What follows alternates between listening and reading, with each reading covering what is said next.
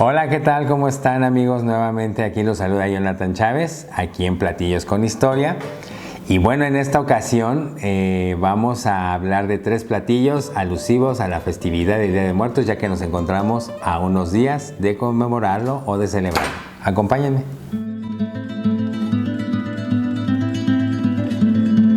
Pues bien, el día de hoy vamos a hablar sobre esta festividad que a todos los mexicanos, o quizás a la mayoría, nos gusta, nos llama mucho la atención y que en los últimos tiempos ha recobrado una importancia muy relevante y no tiene que ver con ningún desfile ni nada de eso, sino que tiene quizás un antecedente muy importante en el sentido histórico, porque representa mucho de la identidad de lo que hoy llamamos ser mexicano.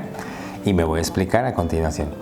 Generalmente pensamos que las festividades que están vinculadas a aspectos quizás religiosos o devocionales, pues tienen esta solemnidad. Sin embargo, quizás es el Día de Muertos una de las festividades que no solamente tiene esas cualidades, sino que también se vuelve una actividad muy festiva, muy divertida, que nos reúne con nuestros amigos, nuestros familiares, y todo en un sentido fundamental. Recordar a los que ya no están con nosotros, pero al mismo tiempo, en este recuerdo, aglutinarnos a hablar y disfrutar de alimentos que preparamos de manera especial, como si estuviéramos esperando a alguien que nos viene a visitar. Y eso lo hacemos porque justamente esperamos a seres que los recordamos con mucho cariño, pero nunca nos hemos preguntado, bueno, ¿y por qué hacer un pan tan especial para ese día? ¿O por qué hacer tamales? ¿O por qué hacer un atole para acompañar todo? Y no solamente eso, hay infinidad de platillos y todo se reduce quizás a una cosa fundamental, el amor, por un lado, el afecto y la memoria, el recuerdo. Cada vez que nosotros evocamos o regresamos a nuestros recuerdos, a nuestra memoria, no solamente estamos haciendo este vínculo con el pasado, lo que nosotros llamamos historia, pero también recurrimos al cariño, al afecto, al recuerdo de la abuela, de nuestra mamá, de nuestros hermanos. Quizás la pregunta que ya se estarán haciendo en este momento, alusivo al Día de Muertos, ¿el Día de Muertos existe desde la época prehispánica o desde el mundo mesoamericano o hace cientos de siglos? Déjenme decirles que como tal, no.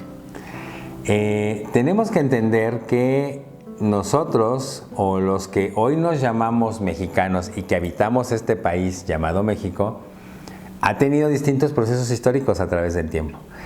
Y uno de esos procesos históricos es el que se conoce como el periodo previo a la llegada de los españoles o de los occidentales, que nos referimos a la época mesoamericana. En esa época, en todo ese territorio amplísimo, donde habitaron civilizaciones como la civilización olmeca, la maya, los teotihuacanos, y los que quizás más tenemos referidos, los mexicas, pero también existieron los purépechas, compartieron de alguna manera una misma cosmovisión, y me explico qué es eso.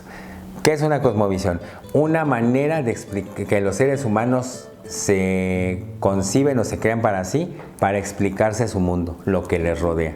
En aquella época la concepción de su mundo estaba vinculada con todos los elementos que los rodeaban, es decir, la vida no se podía concebir sin que había muerte. No se podía entender que había ciclos estacionales, pero tampoco te podías sustraer a ellos. También tenías que entender que había tiempos de lluvias, tiempos de secas, que el mundo giraba en torno a una concepción donde hubo dioses que dieron origen a la creación del mundo y todo lo que en él existe. A través del tiempo eso se fue modificando y obviamente cada quien hizo suya su cosmovisión. Ello no implica que esto no haya sucedido en otros momentos de nuestra historia y eso es muy natural. Pero bueno, cuando hablamos de Día de Muertos y con la llegada del mundo hispánico y de la tradición occidental, hubo un proceso que conocemos como conquista, que más allá de que no vamos a disertar en todas las complejidades de este largo proceso, también tenemos que entender que los seres humanos se adaptan a procesos nuevos y también en el tiempo resisten. Las tradiciones, o lo que nosotros llamamos tradiciones, son lo que la gente replica en el tiempo y lo hace suyo, lo adapta a sus circunstancias. En ese proceso es muy claro, se pierden cosas, se adoptan otras y se crean otras. Así ha sucedido en nuestra cultura. Esto, entonces, ya va a tener diferenciado lo mesoamericano, viene este proceso que tras la conquista duró 300 años, que es lo que le llamamos el periodo virreinal, donde el dominio del Imperio Español sobre esos territorios prevaleció por un periodo aproximado de 300 años. La tradición del Día de Muertos coincide con la sustitución de una creencia, de una cosmovisión y de la implantación de una nueva, en la que del todo la que estaba no se fue y la que llegó no se adaptó y se impuso del todo. Entonces, para poder hacer esa fusión, se dio algo que se le llama sincretismo, es decir, la fusión de elementos. Generalmente cuando usamos la palabra sincretismo, pensamos que solamente se hace a una cosa ideológica o de creencias, pero no es así. El ser humano se adapta a lo que tiene y echa mano de lo que tiene al alcance. Entonces, entender el mundo donde terminaba un ciclo y para ello agradecer las cosechas, la época de secas, la época de lluvias, que hubo una abundancia de cosecha, pues todo eso se adaptaba también a un calendario. Entonces, la fiesta o la celebración del Día de Muertos, o lo que llamamos Día de Muertos, en su momento coincidió con una etapa que en el mundo prehispánico era el fin de la etapa de siembra y de cosecha de productos, y al mismo tiempo coincidía con la llegada de una nueva religión que de alguna manera, para sustituir lo que existía antes, adaptaron fechas y tiempos, festejos y acciones para eso. La fiesta occidental, que se empalma con ese cierre cíclico del mundo mesoamericano, es en el calendario occidental lo que nosotros conocemos como el Día de Todos los Santos. El Día de Todos los Santos es esa etapa en la que se instituyó desde la Edad Media en Europa para reunir a aquellos santos que de alguna manera en el calendario cotidiano pues no encontraron ya no había un lugar, porque llegaron a ser tantos santos y tanta gente que en nombre de la iglesia murió y fueron catalogados como mártires, pues que después faltaron días para poderlos poner a todos. Entonces ese Día de Todos los Santos es una especie de reunión de todos esos personajes creyentes en la cristiandad que murieron de una manera quizás no muy no tranquila, ¿no? Generalmente eran martirizados. Y entonces fue así como deciden hacer esta celebración, conmemorarlos para nunca que cayeran en el olvido. Pero cuando se da este llamado proceso de descubrimiento, pues también los frailes, los evangelizadores se dieron cuenta y estudiaron a las comunidades indígenas para darse cuenta que tenían ciclos en donde celebraban a sus divinidades, agradecían al sol, al agua por haber tenido la suficiente agua, porque eso implicaba buenas cosechas. Y entonces lo que ellos fueron haciendo fue una sustitución de esas devociones por unas cristianas, unas católicas. Obviamente en ello va de paso también lo que se come, cómo se celebra, de qué manera. Pues justamente eso pasó también con el tema de esta celebración. Como era la etapa final de la cosecha del maíz, de la calabaza, de los últimos productos de la tierra, porque después estamos en la etapa del otoño, pues justamente en esa etapa coincide con esa celebración. Entonces, para sustituir todo eso, los frailes echaron mano, la gente echó mano de los productos que llegaron. Hablar entonces del Día de Muertos cuando en una cosmovisión mesoamericana la vida no se concebía sin la muerte, en la conceptualización judio-cristiana la vida es una y después viene un juicio en el que tú vas al cielo o como hayan sido tus actos quizás irás al infierno, en fin, ese tipo de procesos. En ese momento sucedió ese sincretismo. Entonces, no podemos decir que una celebración del día de, como hoy le llamamos Día de Muertos, sea ancestral, sea prehispánica nada más, sino es el resultado de las dos culturas, de los dos procesos que se fusionaron. Ahora bien, que sin duda la muerte para los prehispánicos era muy importante, pero no había un sentido de devoción última en la que tú llegabas y te ibas al cielo por tus actos. Es más, ni coincidían los dos puntos de vista. Entonces, ¿qué pasó en el cotidiano? Pues si bien una religión que fue observante de que todos la siguieran, pues entonces permitió ciertos actos, ciertas situaciones para que eso sucediera. No solamente es el Día de Muertos, me refiero por ejemplo a otro evento que muy pronto también sucederá, las posadas o las pastorelas en diciembre, que tienen que ver con algo similar, un adoctrinamiento, una evangelización. El comer, que es un acto que hacemos todos los humanos y que lo realizamos con un sentido muy claro de convivencia, de preservar la vida, pues obviamente lo haces en un sentido de compartir. Es de ahí que las frutas, los panes, lo que comemos, cómo lo celebramos, pues tiene también esa mixtura, ese mestizaje, ¿sí? El día de mañana vendrán otros y lo harán distinto a nosotros, como nosotros hoy lo estamos haciendo completamente distinto a los que lo hicieron ayer. Uno de los platillos que hoy vamos a hablar, una de las historias de los platillos con los que vamos a platicar con ustedes el día de hoy, es justamente este que tengo aquí a mi lado, que es el pan de muerto. A todos nos encanta, bueno, a la mayoría de nosotros nos encanta, en lo particular a mí me fascina. Y es sin duda este pan uno de los platillos, una de las delicias que más disfrutamos. Y generalmente a veces van a escuchar que hay mucha gente que dice, no, pero es que en esa época ni había pan de muerto. En efecto, en el mundo prehispánico, en el mundo mesoamericano, no había pan de muerto. Ello no quiere decir que en el mundo prehispánico la gente no supiera o no conociera los actos de amasar, o primero de moler un producto del cual obtienes una harina o un polvo, que al mezclarlo con algo obtienes un producto como este.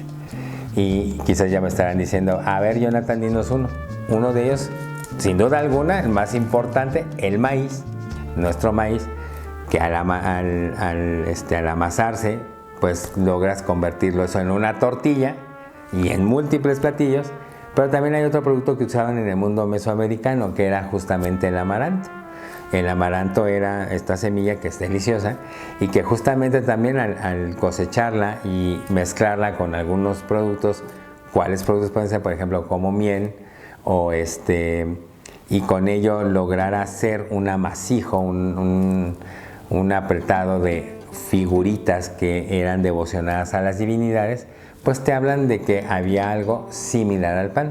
En efecto, el pan llega a América con el trigo, principalmente como producto para obtener esta harina, y una diversidad de productos. Entonces, pero el pan de muerto, de alguna manera, sustituye y simboliza a la vez procesos. Me explico.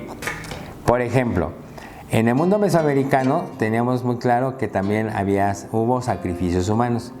Los sacrificios se hacían porque en la visión del mundo mesoamericano se pensaba que la sangre de los dioses, la sangre de los sacrificados, o lo que se sacrificaba, era principalmente el corazón, pues era lo más importante que el ser humano podía darle a las divinidades, y ese era un aseguramiento de que habría cosechas, que habría tal. Los españoles, los frailes, los misioneros, no vieron nunca con buenos ojos los sacrificios humanos. Entonces, para sustituir una ofrenda por otra, pues empezó a suceder este sincretismo.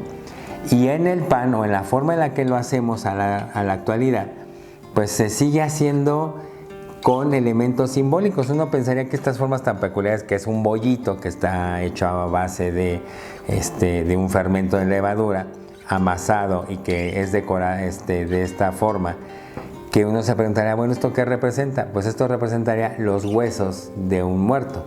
En el caso específico de esto, que son los, aquí ustedes se los voy a poner aquí, si ustedes lo pueden ver, aquí vemos que tiene una bolita y tiene estas formas, que uno siempre se pregunta, bueno, ¿estas formas qué representan? Pues son los huesos que, y aquí esto representaría lo que tengo, por ejemplo, aquí a mi lado, que esta es una calavera.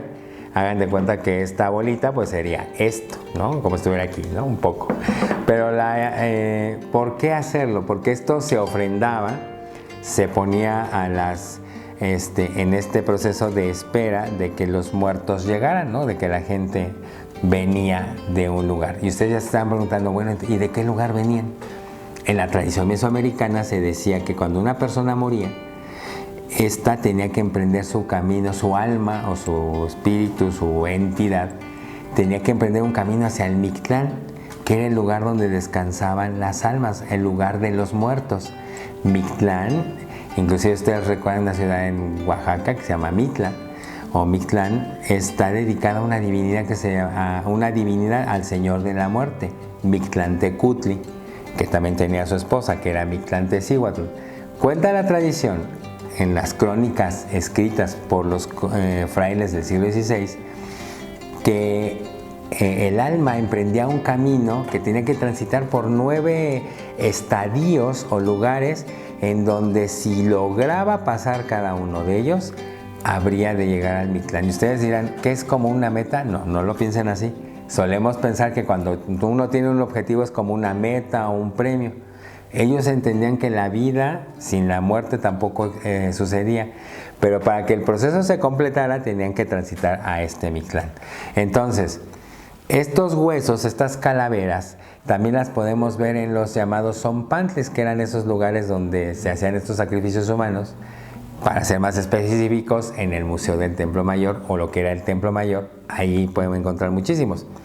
Entonces, estas formas, estas alusiones a los panes van a empezar, y todo lo que nos comemos en ese hoy, como los tamales, el atole, la calabaza en tacha y todo lo que ustedes disfrutan en estos días, pues no solamente se hacía en esta significación y se crearon para sustituir lo anterior, sino que a través del tiempo también se le fueron adicionando cosas. Tampoco crean que el pan de muerto, como lo ven aquí, se creó de manera genuina, así de la noche a la mañana, por generación espontánea. No, la historia no es generación espontánea. La cultura, lo que hacemos todos los días, es el resultado de un proceso de adaptación, de apropiación, de resignificación, de reinterpretación, que quizás hoy lo decimos con estas palabras muy determinadas, pero siempre ha sucedido. A través del tiempo, eso es un revolvente que los humanos hacemos para que seamos quizás más naturales, más orgánicos. Así como la lengua, nuestra manera de hablar, nuestra manera de comer, quizás son de los dos actos humanos que todo el tiempo están en constante transformación. Decir que algo que se hizo en el pasado tiene que ser exactamente igual hoy en nuestro presente sería una cosa bastante complicada. Primero, complicada e innecesaria. Complicada porque no podemos ver el pasado con los ojos del presente, pero tampoco podemos obsesionarnos con que el pasado tiene que influir directamente para que nos sometamos a que no podamos modificar, ¿no? El comer, el hablar, el disfrutar es resultado de una acción humana tan compleja que reducirle a algo tan apretado, pues no sería funcional. Es más, nosotros nos cooptaríamos. Ahora, ¿por qué el pan de muerto no solamente tiene estas formas? ¿Cómo se hace? A grandes rasgos, ustedes lo han visto, ¿no? Quizás también ustedes lo saben hacer.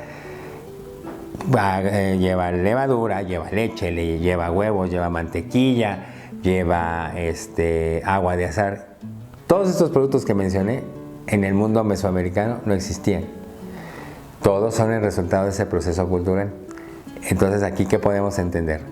Que este pan, más bien lo que hizo fue adaptar la esencia del acto de replicar algo, que es conmemorar a los muertos, ofrendarlos, otorgarles algo, que eso es mesoamericano, y usaron el recurso o los elementos que vinieron de otro territorio para que eso sucediera. Yo los invito a que lo disfruten sin tanta preocupación, sin tanta duda de que si es mexicano o no, si es europeo o no.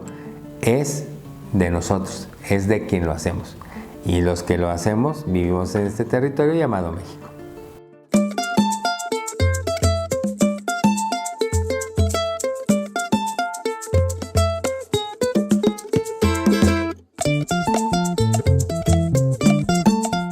Bueno, pues ya ahora estamos en la cocina y ya vimos todos los productos que vamos a utilizar para hacer en esta ocasión, para esta festividad del Día de Muertos del 2024.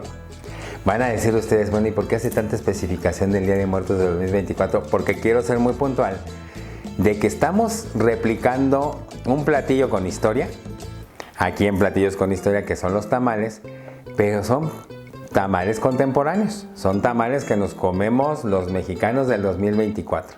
Y bueno, ahora ustedes lo saben con tantas redes sociales y tal, yo voy a hacer el día de hoy tamales de mole, de pipián, de dulce, tradicional o tradicionales como los conocemos, pero también voy a hacer unos dulces de una modalidad que yo vi en un canal de redes sociales que justamente se les conoce como tamales canarios.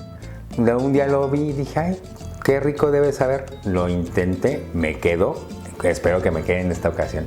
Entonces, como vamos a hacer tamales, y sí quiero ser muy puntual en especificar que son tamales con productos que hoy tenemos a nuestro alcance y no estamos replicando la receta del mundo prehispánico, que eso a lo mejor puede despertar una buena pregunta para ustedes que a lo mejor se preguntarán, bueno, ¿por qué Jonathan nos dice si eran prehispánicos o no? Sí, los tamales, inclusive el atole, que también vamos a hacer hoy, que es un atole champurrado, pues justamente es son dos alimentos, dos platillos que desde el mundo prehispánico existen.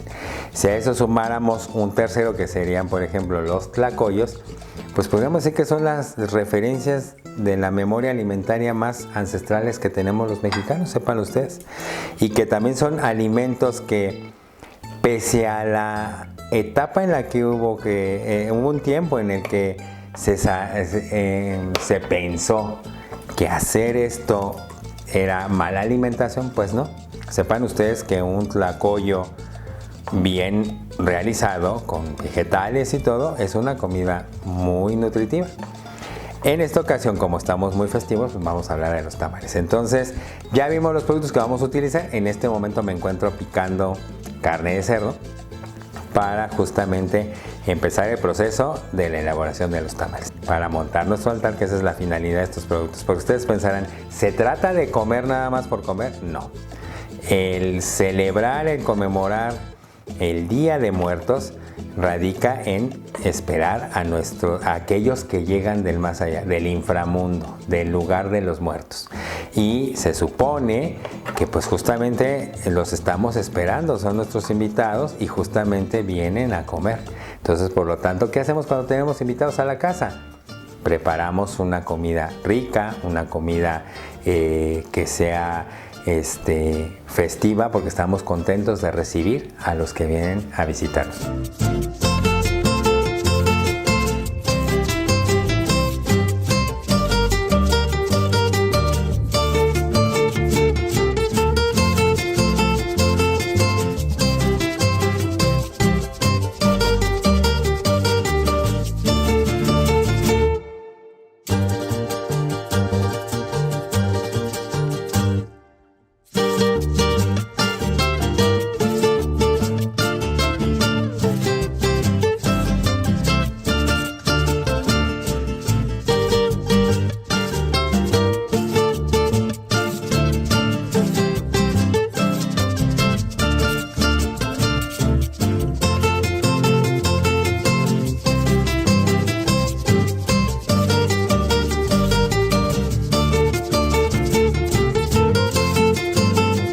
Hola, pues ya regresamos aquí a Platillos con Historia y ya después de haber estado un rato en la cocina preparando tamales, pues ya finalmente están aquí porque ya nos estamos preparando para montar nuestra ofrenda, montar nuestro nuestros altares de muertos. La cocina mexicana va más allá de toda su raíz, de toda su idiosincrasia. Es algo que debemos de sentirnos muy orgullosos de lo que somos, es la capacidad de adaptación y de la habilidad que tenemos para enriquecer nuestros procesos. Pues la cantidad de aromas, de especias, nos invitan a reflexionar sobre la riqueza cultural y toda esta historia que ha transitado por nuestro territorio a través de los siglos. Fíjense cómo la comida es un factor para entender de dónde venimos. ¿No les ha pasado a veces cuando les dicen en esta dicharachería popular que el que nace pa' tamal del cielo le caen las hojas? ¿No? ¿Han entendido esa frase? Los tamali, como se llamaban en el México prehispánico, el significado de la palabra, pues ya la podemos encontrar inclusive desde Fray Bernardino de Sahagún. En sus crónicas del siglo XVI, en uno de sus libros que le dedica a lo que comían los mexicanos, él habla de los tamali. Y él decía que eran envueltos, eran panecillos de maíz envueltos en hojas de esta planta. Tamali en náhuatl quiere decir envuelto, ¿no? Y decía él, y ahí en su libro, habla sobre la riqueza y la diversidad de elementos con los que preparaban esta comida. Al igual que los tamali, tenemos otro, como los tlacoyos, que todos comemos hasta el día de hoy, que son deliciosos y que justamente se rellenan justamente de masa, ¿no? Y después los puedes aderezar con salsa, con carne, con nopales, con vegetales como verdolagas, como calabazas. Puedes tener una libertad creativa para adicionar, enriquecer tu platillo. Entonces, los tamali que mencionaba Fray Bernardino de Sahagún, pues han seguido vigentes en la tradición gastronómica de este país a través del tiempo, por lo que también a lo mejor se estarán preguntando, bueno, a ver, Jonathan, entonces, ¿en qué momento esto es comida mexicana y comida prehispánica? Hubo un tiempo en la década de los 90 y a principios de los 2000 que hubo todo un boom sobre la historia, sobre esta revalorización de la gastronomía mexicana, y entonces se hablaba, incluso fue en el tiempo en el que fue declarada Patrimonio de la Humanidad, y entonces se desató toda una euforia de decir esto es comida mexicana, esto es comida prehispánica.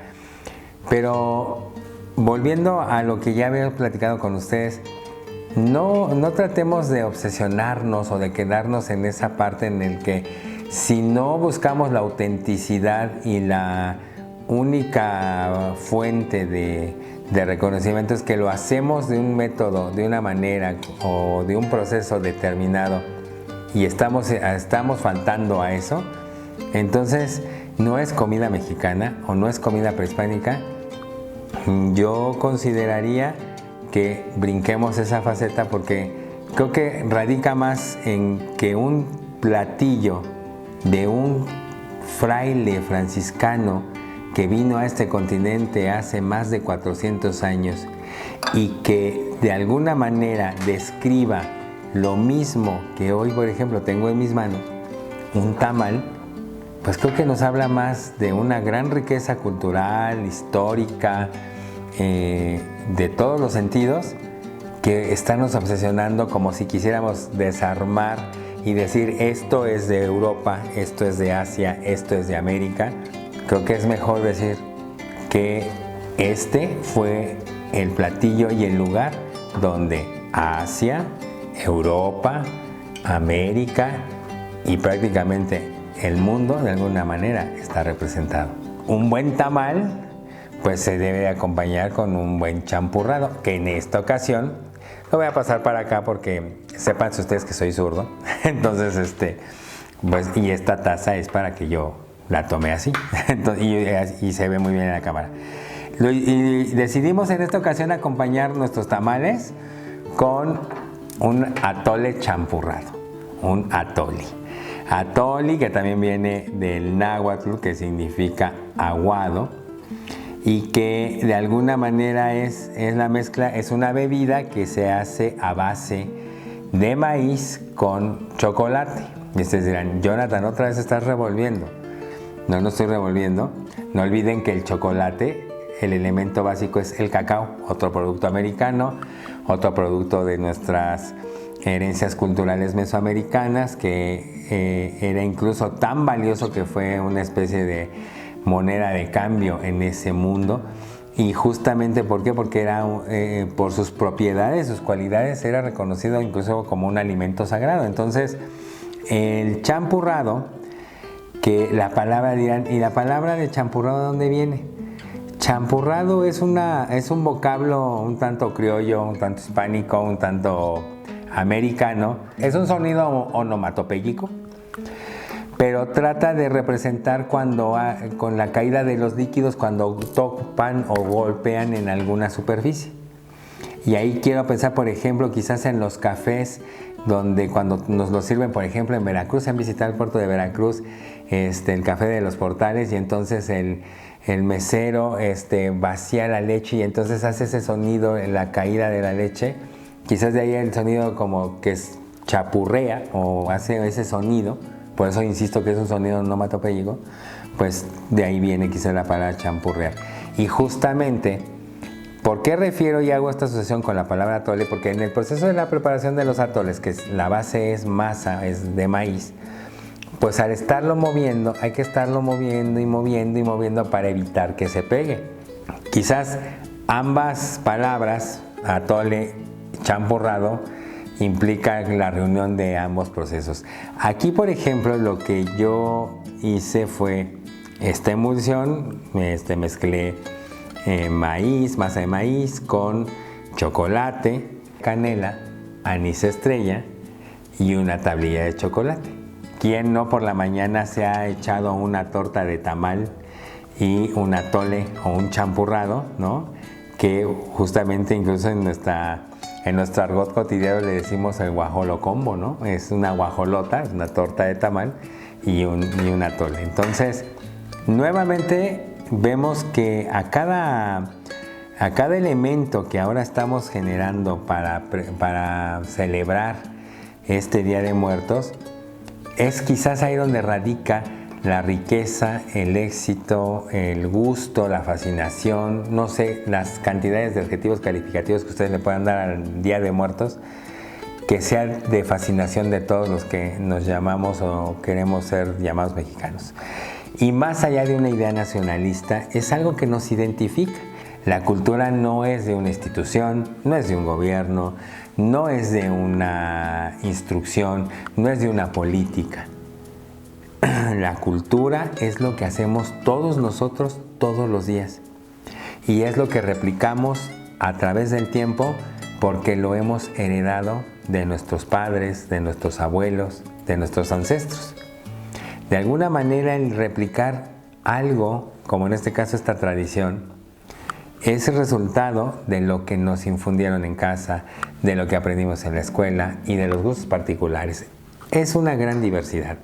Lo que yo quisiera decirles es que este Día de Muertos que está por venir, hagan ustedes y disfruten la fiesta, la celebración, la conmemoración, porque de alguna manera implica todo eso, como ustedes mejor consideren, con los elementos que más les gustan, con esta narrativa en la que montamos nuestros altares en nuestras casas, nuestras ofrendas, que quizás te quieras apegar a la tradición, a lo que dice el libro, a lo que dice la crónica, o a como me lo enseñó mi abuela, o a como me lo enseñó mi tía, o a como me lo enseñaron las personas que me aman, porque justamente en ellas y en honor a ellas es que tomamos la decisión de esforzarnos, de prepararlo y que en nombre de esas personas y que están por venir o que ya vienen en camino, como en la narrativa muy emotiva dice esta tradición,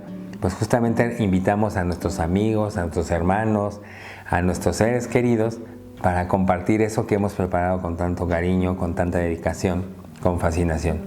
Y que de alguna manera en el proceso de realizarlo hemos explorado e indagado a través del tiempo la riqueza de esto, de estas flores, de estos panes, de los tamales, del atole y de una cantidad infinita de platillos, de la cantidad infinita de modalidades de montar una ofrenda, la significación de que cada uno de esos elementos estén ahí, la vinculación con la tradición judeocristiana y la tradición prehispánica, la riqueza cultural que detonó en la creatividad de nuevos platillos, de nuevas narrativas y que a través del tiempo hemos ido revisando y que no solamente basta con revisarla, es que las hemos hecho nuestras en la memoria de nuestro sazón, de nuestro olfato, de nuestro gusto, pero también en la memoria, porque el día de mañana nosotros también seremos historia.